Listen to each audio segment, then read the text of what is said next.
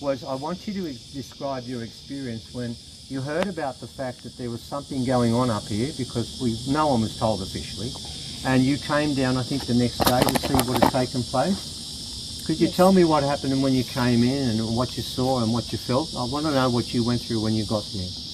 Well, I walked in and I walked up around the glyphs area, and I was absolutely appalled at what I saw.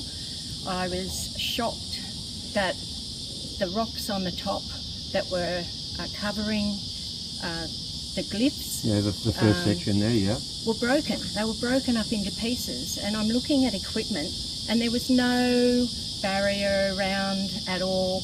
There was a little bit of orange netting that was here and there. Oh, I could see it laying all over the place. A couple of signs here and there, but you could see that there was clear access to get into the glyphs and on top of the glyphs. And on the glyphs there was a lot of equipment, including equipment that I'm feeling was probably more than handheld equipment, which I rang National Parks as soon as I could when they were open the next day. Yep.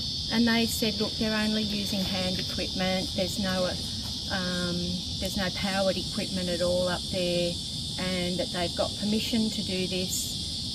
They're just making the area safer. There was a rock that was moving up there, although very slowly. It would have been over a long period of time, and it was giving protection to the glyphs. And they actually had blown that up, and there was no rock over the top.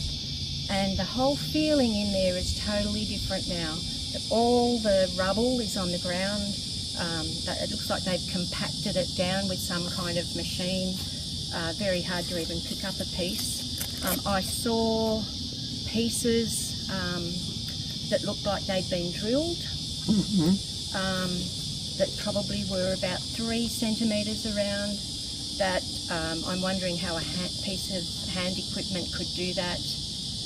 And the equipment was just here and there. I mean, anybody could have walked up and had a play with it, or moved or taken it, and I was surprised with that as well, that the equipment was just there and not protected in any way, and there could have been a sign. What are you comparing to any other work site? Whenever there's a work site, they put up massive fences, warning signs, and you couldn't get in if you wanted to. I know that when there's construction that you need to have a barricade around it. That's a legality. I'm aware of that. That's why I wanted to talk about that. There was no barrier up there, apart from a little bit of orange netting that could easily fall over with just a picket, a star picket in there. Now, when you spoke to National Parks and Wildlife, at any stage did they try and explain to you that these glyphs aren't important and they're not actually real? Did they actually run that past you at any stage in your explanation? Yes, he actually did. And what did he tell you? What was the official explanation? Well, he told me there were a couple of war veterans that had lived up here around 1945 or so, and that they had come up and they just used a bit of metal and they just etched into the rocks. And I said, well, I don't believe that's the case, and we'll need to beg to differ on that, because I know that in my heart these are genuine and real, and the energy from those rocks. Well, when he said that, did he present proof? Because it's very important when you're doing something like that. You've got to have empirical proof before you start demolishing or relegating or denying the existence of the site. Did he give you proof about this World War veteran? Was it First or Second World War? Did he know? It was the Second World War. That's interesting, because we were told it was the First World War, weren't we? Was told and he said that they built a house down the road and they were living here. I know that was an old house. Oh, I know that story. Oh, I'm going to answer that. David Fitzgerald, if we can come to me for 1 second. David Fitzgerald, who was the National Parks and Wildlife's Aboriginal Sites Officer at the time, came up and saw these glyphs, by the way, in 1978, not 1982 like National Parks and Wildlife said. And he came up in the middle of at dusk, and he was told to tell no one about it, and if he did, he'd lose his job. He went down and spoke to those farmers that you're talking about. He spoke to them, and by the way, we've got a film of him telling us what happened. And you know what they said about the glyphs? They had no idea it was there. No idea whatsoever. So I've got 2 accounts from National Parks and Wildlife. One is from the gentleman you spoke to in 2023.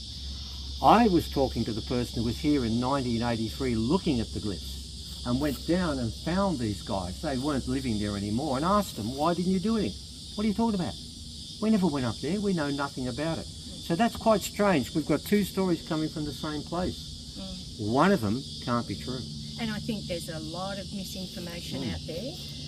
I'm hearing all sorts of different stories that people aren't even lining up when they're actually saying that things happened recently. They're hearing things and they're adding to it. Oh yeah, that might sound a little bit right to me. How could it possibly be the Egyptians? But Auntie Minnie Mace told me recently that they can tell where gold has come from these days. They've got scientific tests they can do, and that the gold that they found in Tutankhamun's tomb has been tested, and it's found to have come from Gympie, Australia.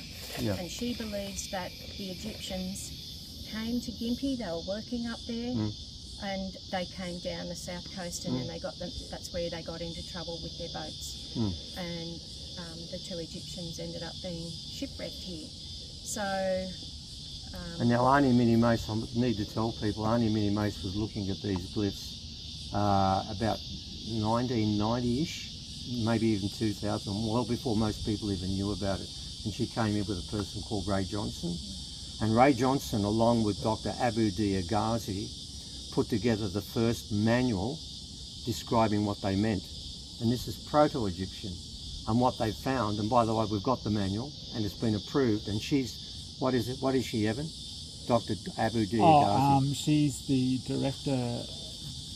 Director General of the Cairo Library. And I looked into her. She was quite heaps of different qualifications at university level. And all about Egyptology. Now, the point I want to make with that is the first manual put together on Egyptology, on Proto-Egyptian, was in the year 2001. These guys were here in 1945. That's about 55 years before the manual was put up. How could they know what Proto-Egyptian was if no one had a manual? And of course that applies for the so-called Sydney Uni students, the deranged Czech, whether it's the hippies that have come in, all these people, they had to have done it since the year 2000 because there was no manual to work off. So primarily, you were one of the first people here. And the one question I want to finish with this. They said that this was to make it safer.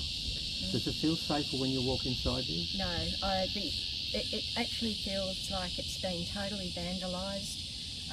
The energy there is totally different. The walls that were protected by the rocks at the top are now exposed. I've seen a photo that somebody took where there's a glyph that looks a little bit like a spaceship with dots down the bottom. Somebody's gone in with a drill and made that bigger. And there's a couple of other glyphs that have been damaged as well. Well, we're going to have a look at that next time. So it's, for me, I would come here, I thought it was a very sacred place, and now I feel that it needs a whole lot of healing with the work that's been done there. It's been done with such disrespect and dishonouring of the area as well. And all I can do is give it my love each time I come.